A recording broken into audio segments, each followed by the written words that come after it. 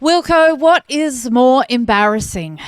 Being caught with 4 kilos of drugs travelling overseas or everyone knowing that you travelled with a boogie board and not a surfboard to go to Bali? Schapelle, you will come home! Oh, Schapelle, she's finally here. She gets her episode. Okay, so it's a bodyboard, but does anyone else in the world call it a boogie board? I actually don't know. That's a good question because we've always called them boogie boards in Australia, and that is like they're only half the size of a person.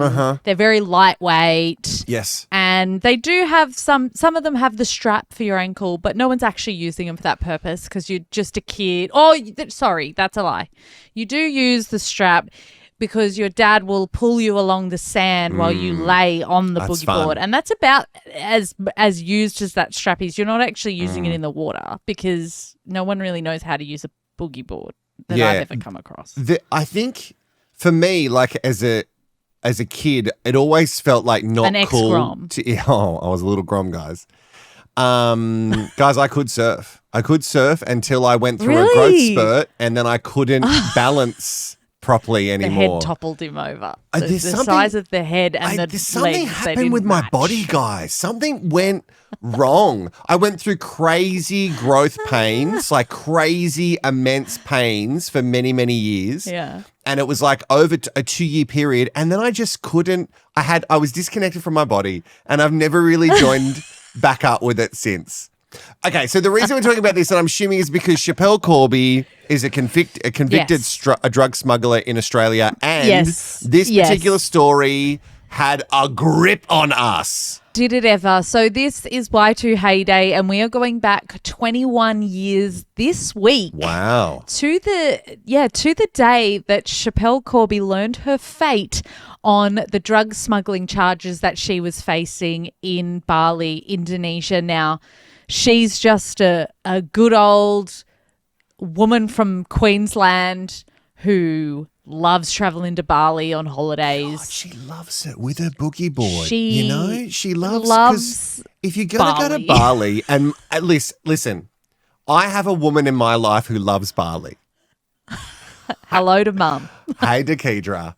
She fucking loves it. She fucking loves it, mate. In another life was a Balinese princess. And when she goes there, and I can see it, she gets her massages. She makes friends everywhere she goes. She adds everybody who's at the villa, staff and guests on Facebook. Instagram, yeah. Oh God, Instagram. Calm down. She checks Instagram once a month. Let's just calm down on that. And she absolutely loves it, but not once has she taken a boogie board. No. Over there. Well, you just rent one while you're there, or you just buy one. It's just that was always the stickler for me in believing Schapelle's story is that why'd you take a boogie board? If you don't know the story of Schapelle Corby, where have you been? But let's give the little rundown. Great. So Schapelle, she was stopped at the Bali airport on October 8th, 2004. Her and her brother and 2 friends were traveling to Bali. Now, this was not a weird thing for her. She'd been to Bali multiple times before. Her sister, Mercedes. Pull up to her bumper. I can't say the name without laughing. Like Schapelle and Mercedes. It's phenomenal. What were you doing there? Well, anyway. They were on the chuff. They were. Yeah, Mum birthed them, smoked her first joint in 9 months and went, Mercedes. Fucking Mercedes. It's class. fucking Mercedes. Like it's class. It's rich. That's a rich name. Like Mercedes it's one of those names that is meant to give off richness, but because but it does the exact opposite. You know what I mean? Like it's like calling someone chastity isn't going to have anything to do with chastity. You know what I mean? Like it's you've gone the opposite. Chastity's a stripper. Yeah. That's a future stripper. I'm sorry. And Mercedes is a bogan who may own a bogan. Mercedes, but it's not a current model. Didn't own it from you, and there's no it's shade the on type that. still has the Mercedes that sticks up at the good. front. Yeah. You know they Yeah. changed to being on the front bonnet. It's the old one that's still sticking out the top there. Her sister, Schapelle, her sister Mercedes, so she was previously married to a Balinese man. Yep. Schapelle herself, she was married to a Japanese man. And so she often flew through Bali to get to Japan. So her going to Bali was not unusual. Right. And like aforementioned, like Aussies go to Bali, right? It's just a rite of passage. I'm going in 2 months. Wow, you are. I forgot about that. That's am. fantastic. No boogie Okay. boards, though. Well, No boogie think about it. The channel's not Times doing are great. I think we made $30 last month, so a little kick wouldn't hurt $1 a us. day? I speak as if I would know where to even start. You know what I mean? Like as a kid from the North Coast, I don't have those connections anymore. So I wouldn't even know where to start there. So she went to Bali a lot. She went to Bali a lot. So it wasn't weird for her to be going there in October of 2004. She was going with these friends and her brother, and they transitioned in Sydney from Brisbane. It was her first time going there in a few years, and while passing through customs upon her arrival at the international airport in Denpasar, Corby was stopped by customs officers, and there was something found in the boogie board bodyboard case. Case? Yeah, that's bag. Case. It's a case bag. Yeah, sure. Case, yeah. 4.2 kilos of cannabis was in a double plastic vacuumed sealed bag in the bodyboard bag, and the customs officer went on to obviously question Schapelle Corby after this, and this is when we all learned about Schapelle Corby in Australian media. Like the media, like it was picked up so fast. I was only 13, 14, Wow. 15 at the time of like how big this was in the media. But it is so memorable to me because of how much we all talked about it. That literally, this is the only thing that was happening in Australian culture at the time. This is what everybody wanted to talk about. Everybody who knew anything about. This is the first time I heard the term baggage handler. All right, this is the first time I learnt the term baggage handler, and I was working in radio at the time. It would have been one of my first jobs, and I remember thinking, oh my God, they can just like put drugs in your bag. And I was like, I never padlocked my bag. I never. No one. This is like, I feel like after this moment is when I started seeing people glad wrapping their bags. Yes. The bag wrappers were big. You know They're how very big in Brazil. Yeah. They're very big now. But like people started glad wrapping their bags to make sure if you'd been tampered with. Like, I'm surprised my husband doesn't do that to our bags. That's how paranoid he is. Like, there's locks all over them. But, like, lock and then plastic wrap and then, like, duct tape, get it all under, like, lock and key. What kind of misfortune do you have to have a drug smuggler go, all right, boogie board, let's go. Let's pack in all these drugs. And side note, 4.2 kilos of marijuana. 4.2 kilos. Oh God, there was a kid in our high school that sold that weekly. So like in the grand scheme of things, a bit of pot. I mean, it's just so dumb. I don't know, 4.2 kilos is a lot. No. Because if you think about like it's He was flogging it right off, mate. He in the He's boys' not- was toilets. his last name for real? Oh yeah, it is actually. I probably shouldn't say That's it. We'll funny. beep all that out. We'll beep the school name and everything out. But like, because marijuana, I don't know how I would know this, but it's light. Oh, that's so weird that you know that. So, and Just a guess. like, you know, That's a guess because they're leaves. Of course, yeah. And leaves are light. Like a tea bag. I've carried leaves. Yeah, exactly. They're like tea bags. So like if you think about it in that way, it's light. So 4.2 kilos of it would be significant. Yeah. No, have you remember seeing the photos? Do you remember seeing the photos of because they obviously took photos of it. And I remember thinking, oh, that's quite a lot to take over. You know what I mean? Like that's certainly not a personal amount. No, it's not a little baggie in your pocket that you've forgotten to take out before you go to the airport. So Customs Officer Gusty Newman Winata. Corrupt. Well, and this is it, right? So this is where Australian media and Australia was divided, and then the world was divided on Schapelle Corby because there were two teams who were like, one team was very pro Schapelle Corby. She's been set up. This poor young woman, she didn't do this. Someone put those drugs in her bag. And then there was team, well, she obviously did it. How do you not notice 4.2 kilos heavier in your bag? Yeah. Like if you hadn't put it in there and you put your light bodyboard bag on the plane and then you took it off at the other side, how do you not notice that it's 4.2 kilos You would heavier? definitely notice. That's a significant weight, that's a big change. So there's these two schools of thought for people for and against Schapelle, and it's still that way 21 years later. Because she's denied it the entire time. Like divide the entire time. And we'll get to more of that. But this customs officer, he always said that she tried to stop him opening the bag. The unfortunate part about this is that there's no CCTV footage of that.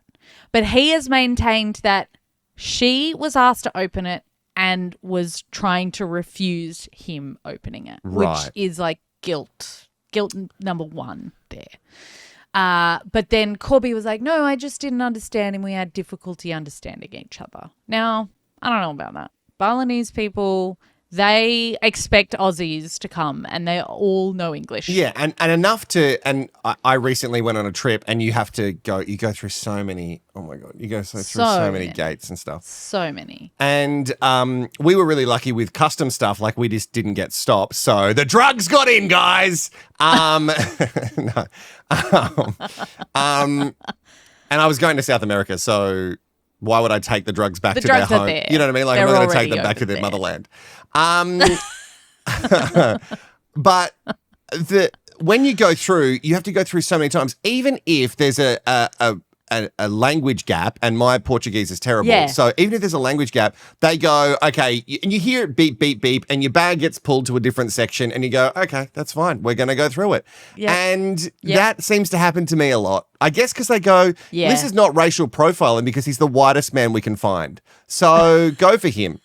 And they go through it and they just point at it and I go for it. Like, you know, what am I going to say? No, like go through it. And that's kind of where I go as well, because if you genuinely don't think there's anything in your bag, you're not going to be like, I'm cool with this. I am still panicked. I am still panicked for a hot second. Even though every single time I go through the airport, I think, is there drugs in my butt that I didn't know about?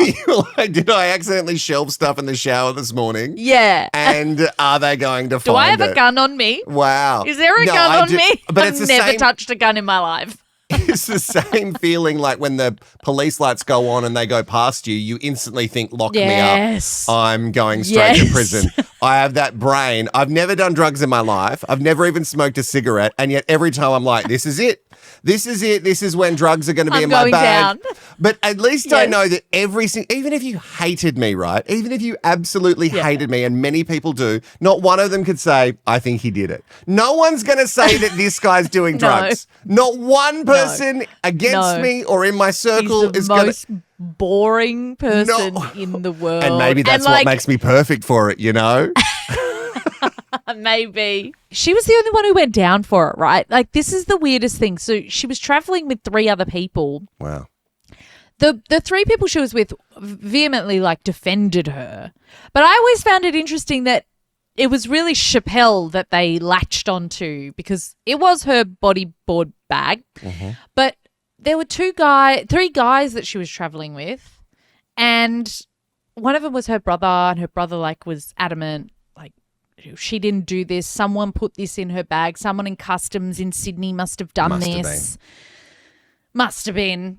So that was her kind of case. This is what her lawyers were saying. Someone was running a drug ring through Sydney. They used her bodyboard bag to take it there.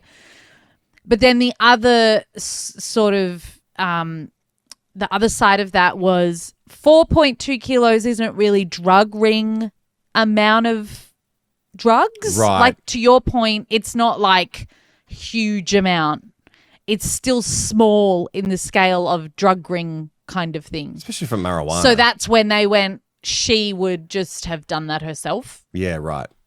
And then there was obviously so much stuff came out about it, but in regards to that, that's when I learnt baggage handler. And then they were talking about these secret networks of baggage handlers who are putting things into bags. And then this is very common. It happens all the time, and it gets removed from your bag before you even notice most of the time.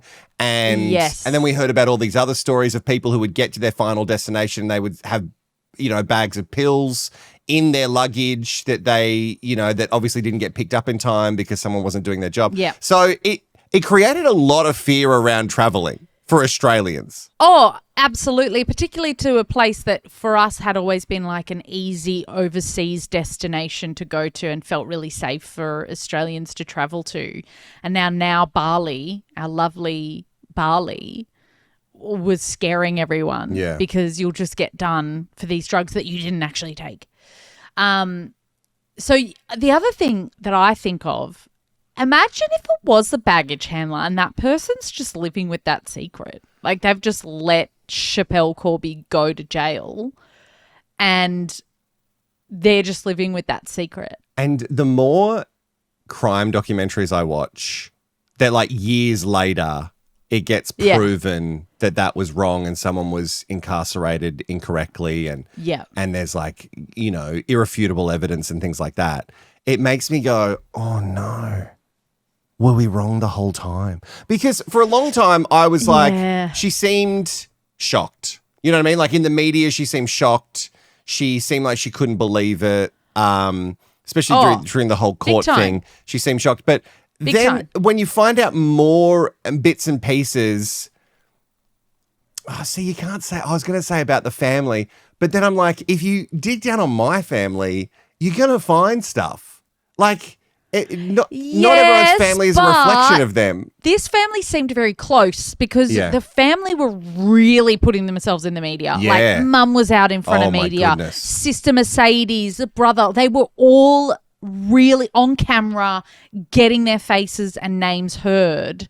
So it seemed like a really tight family. If something happened to you with your family, none of your family are going and standing in front of the camera. They're not standing up for you. So I think the reason why it was believable, because her dad had troubles with marijuana in the 70s and 80s and it was minor, but it was still enough.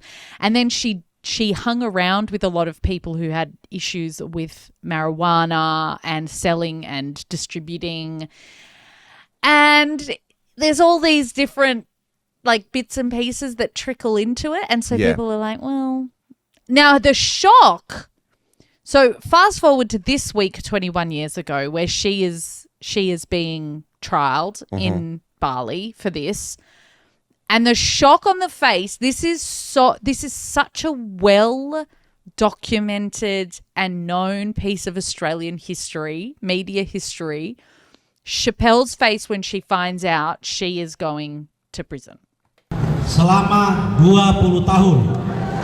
As the full weight of Indonesian law fell on Schapelle Corby, she appeared not to understand quite what had happened.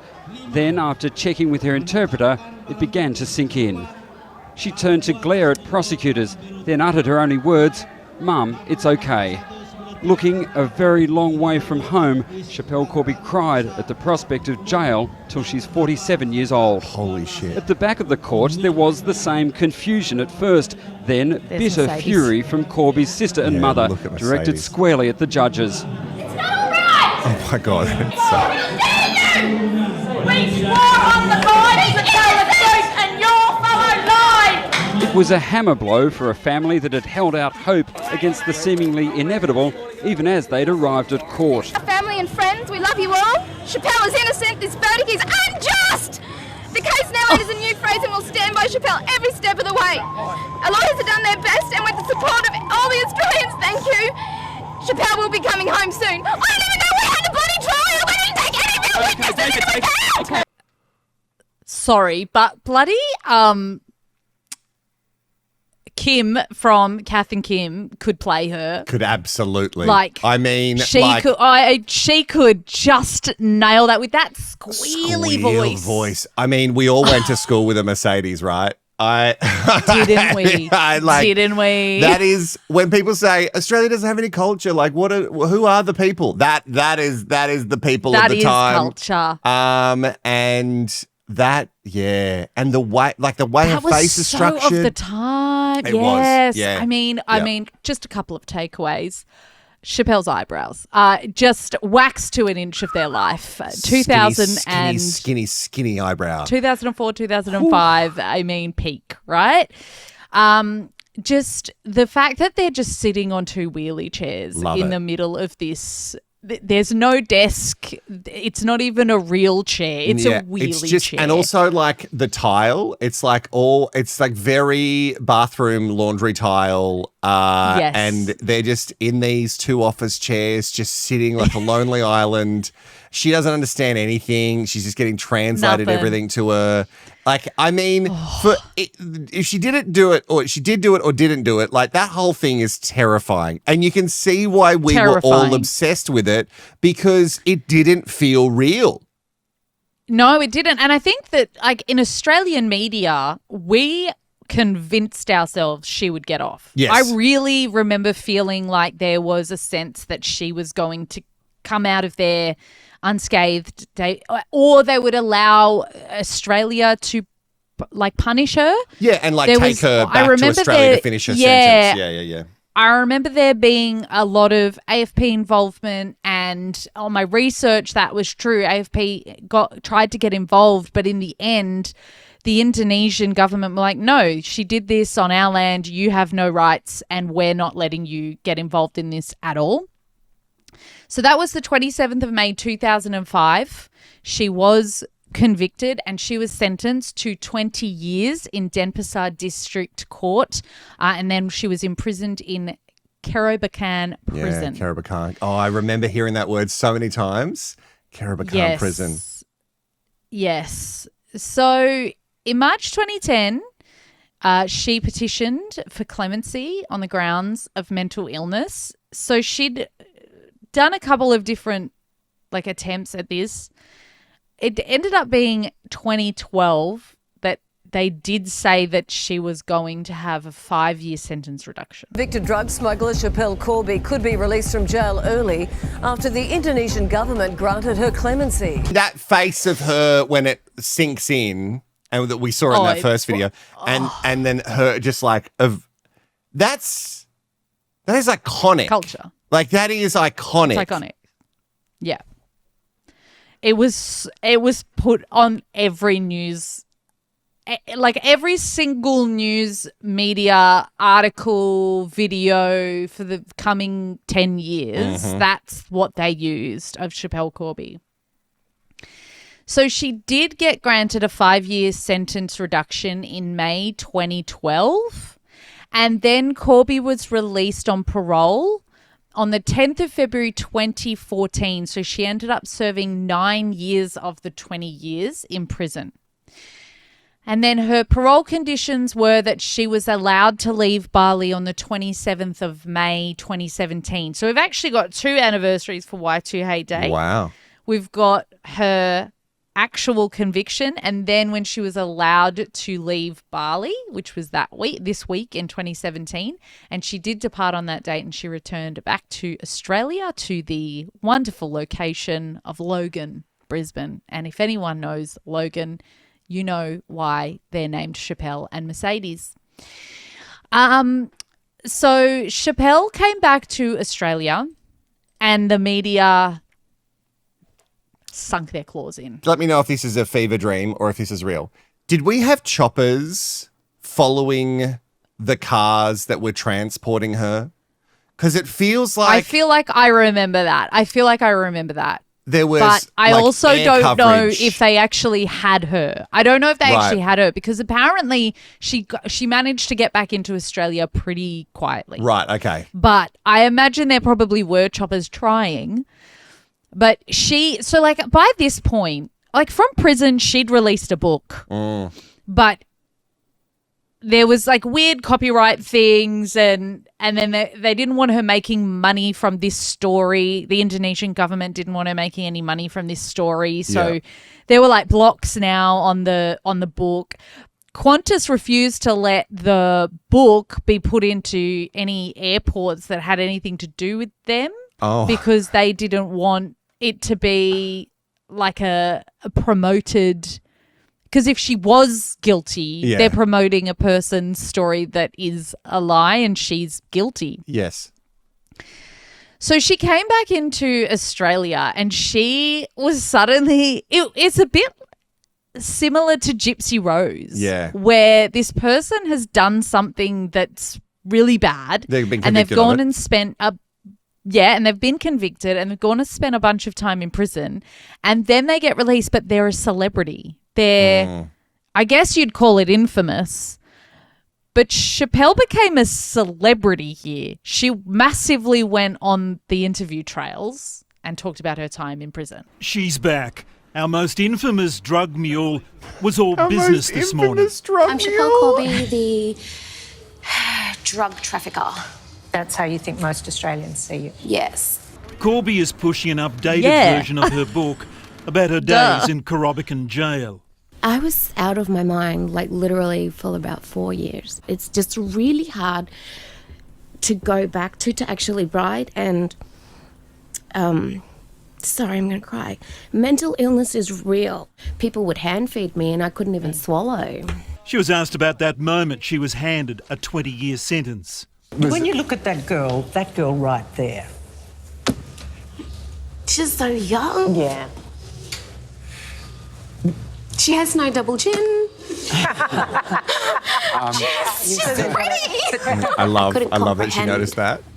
I couldn't Classic comprehend Australian woman. Corby is still saying she was set up, but she was never pressed as to how 4 kilos of cannabis ended up in her bodyboard bag. I mean, It's a look fair at bet that. the Australian It's Federal huge. Police will be taking a keen interest in Corby's book deal.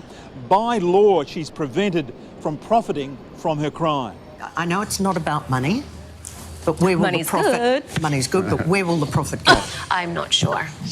By you're law, not sure. Corby cannot benefit She's from the book ridiculous. profits directly or indirectly. The Commonwealth does have the power to act and to seek a forfeiture order against any profits. Mark Burrows, 9 News. Did we ever find out where the profits went? Because you could just sign them over to someone else who could drip feed them to you, or you could somehow get some sort of deal set up, right? Like the whole, excuse me, the whole, He's been sick, guys. He's God, been real man flu. It got me, guys. Ask Courts all about it. She loves hearing about my man flus. So she must have gotten something from it. Like, you're not doing a book tour and you're not pushing this thing for nothing. Like, if you got told, if someone said to me, I say that, and I've got 2 YouTube channels, but if someone said you're going to put all this work in and you're going to get nothing for it, you would genuinely go, well, I can't make, unless I'm doing it for like a community outreach thing, or if it's for charity, what's the point? The book thing is interesting. We'll go back because it was first released in November 2006 while she was still well and truly newly in jail. She released the autobiography, My Story. It sold more than 100,000 copies. Okay. But copyrights for the book were assigned to her sister, Mercedes, Yeah. and co-author Catherine Benella. So some believe that that was a way for Schapelle to get the proceeds from the sale and avoid the laws that we've spoken about. In March 2007, the Queensland Court of Appeal barred the Corby family from spending money generated by the book. Oh. Pending a claim by the Commonwealth under laws that prevent those who commit crimes for profiting off them. Right. So the amount of $267,500 was frozen pending forfeiture proceedings. Qantas refused to put them in the Australian terminals. In July 2007, a Queensland court granted the government the right to interview 4 individuals in the publishing industry in order to secure evidence. And then it was revealed that the proceeds from the book, as well as a subsequent paid interview, were deposited in the name of Mercedes Corby's Indonesian husband. Oh, fuck. Yeah, so the autobiography was retitled No More Tomorrows in 2008 for the international market. And then the original was extended and republished in 2019. So this all happened while she was in jail. Now, I think the reason that she would have re-released it when she's out, 2019, that's around this time, and she's re-promoting it, and she's doing all the interviews, is because even if she's not going to make money from it, there's opportunities for her to be picked up for other things. Right. Like, fast forward to 2020, 21, she ends up on SAS Australia. So SAS Australia, if you don't know what this show is a reality TV show where they take very minor celebrities and they put them in the bush and they like train them like they're in the SAS. And so she ended up on this for some reason. Straining to keep up with the other recruits is number 9, Schapelle. God, that would be me. Number 9, move! Let me go home. But on an endurance level, I Former don't think Bali I've been pushed that inmate. far. Oh, fuck me. That's great. Number 9, keep coming! Right, go around number 11. Oh, the take badger, base, honey move back to the badger. top. Thank you, number 11. Oh, for Astarani. I got drunk with him once. Move it. You're always last, number 16. Fucking move. Staff, my time has come. Your time has My come. time has come. I need to VW.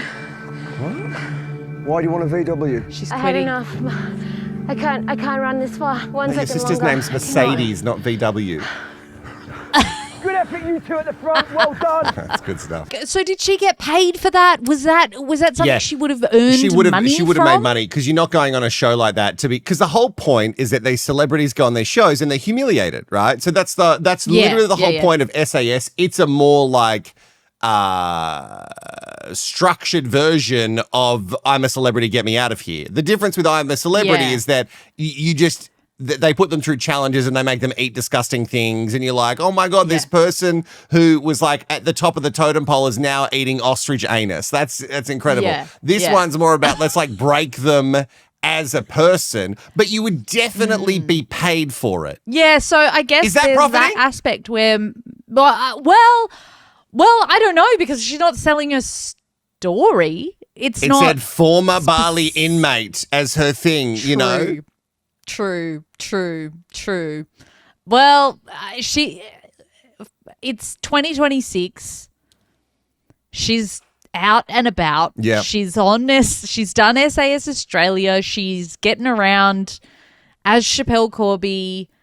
She's got like 160,000 followers on Instagram. So I don't know if she's making money over there. You'd have to it's be hard making to make some money sort on of- Instagram. It'd be hard, but like with 160, you'd make something. You know, at least you'd be getting think sent there's- some free products. Yeah, you're getting free products and maybe someone wants to put your name to their product. It would be kind of weird, but Like, unless it's a travel I don't know. pillow or a boogie board. You know what I mean? Like, I know. Fuck. Imagine if she came out with the Schapelle Corby boogie board line. I- She teams up with some. I'd love to name a boogie board brand right now, but do you think I know any? I wouldn't have a you freaking just- clue. Billabong? Do they do them? Billabong with feels like Schapelle something. Corby. Yeah. It's at the whole. I just think that would be hilarious. The whole thing is so embedded in Australian news culture. Yeah. I think she did it. Okay. I don't know. I think you can't not feel 4 kilos of added weight to your luggage. I see. Again, because how do we ever really know? That's my biggest thing is how do we ever really know? Unless she came out and said, guess what, I lied. Yeah, exactly. If she released a book like O.J. Simpson that says, if I did it and the if is tiny. Yeah. My thing is now is that in this day and age, I don't know if this can happen because your bags are weighed.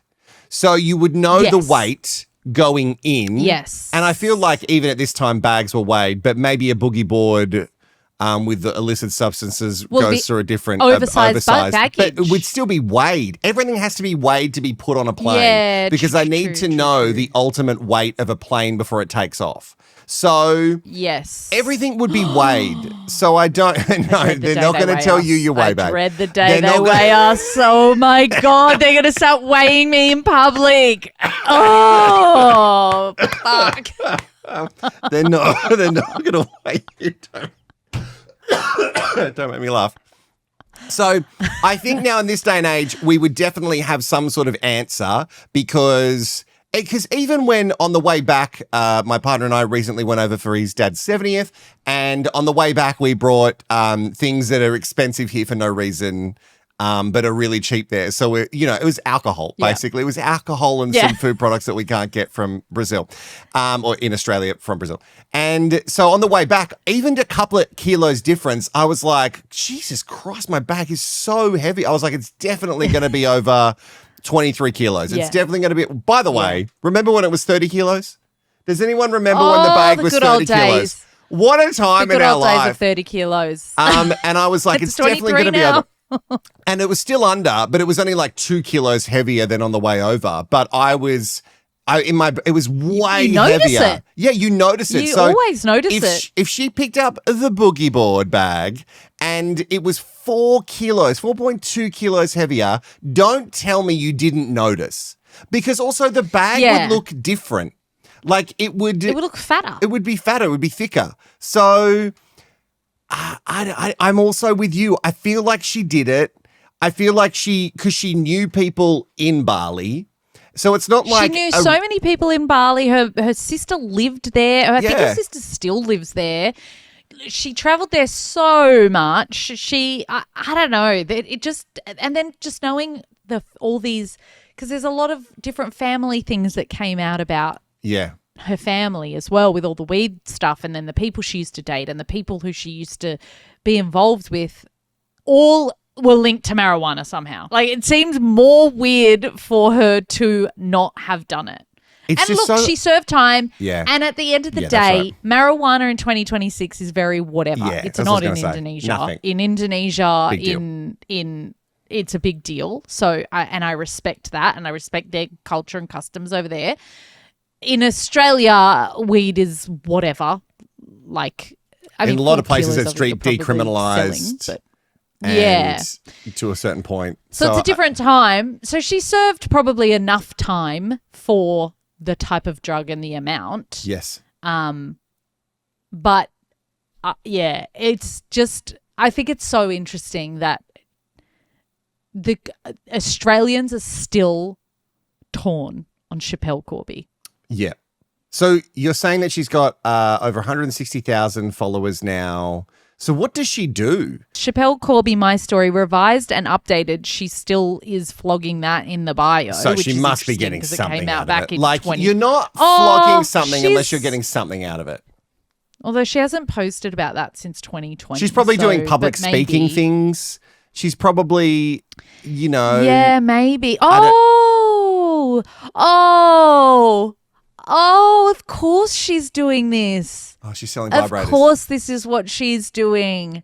She's not selling vibrators, but I'd love to have a conversation about women on Instagram selling vibrators at one point. Note it down. She is doing the most Queensland bogan thing.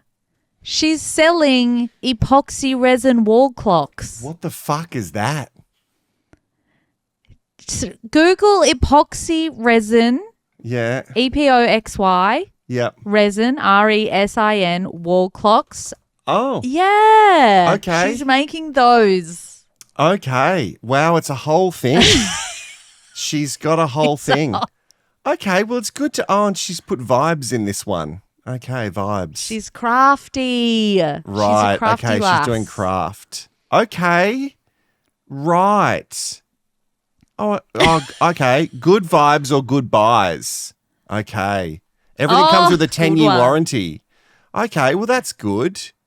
Okay, well, look, she's doing something, and it's good to make things. You know what I mean? Like I talk about all the time. The 10-year prison warranty. It's wonderful. Wow, I love it. Look, if you are from anywhere else in the world, look, obviously we love hearing from the wackadoos who are Aussie. If you're an Aussie wackadoo, we always want to hear about how this story had a hold on you. What age were you at the time? Do you remember thinking, oh my God, I could never take a bodyboard anywhere because someone's going to pack it full of drugs? Even though why would you take a bodyboard unless you're a professional bodyboarder? Anyway, I want to know from international wackadoos, did this story reach you? Because it was so big for us, but I just don't know where it hit elsewhere in the world. Because obviously there's so many stories that we hear about later on from the US or the UK or even South America or Europe, and we're like, hang on, I never heard about this. It was such a big crime or it's such a big deal and we never heard about it. But did Schapelle Corby and the boogie bag full of drugs that she did not know about, but don't open it and check, but she didn't know. Did that reach your little part of the world? I would love to know that in the comments. Yes. And tell us where you are. Tell us where you are and if it made it there. And use the code wackadoo at Schapelle's resin clocks to get 10% off. That's a joke. It won't work. Okay. It won't.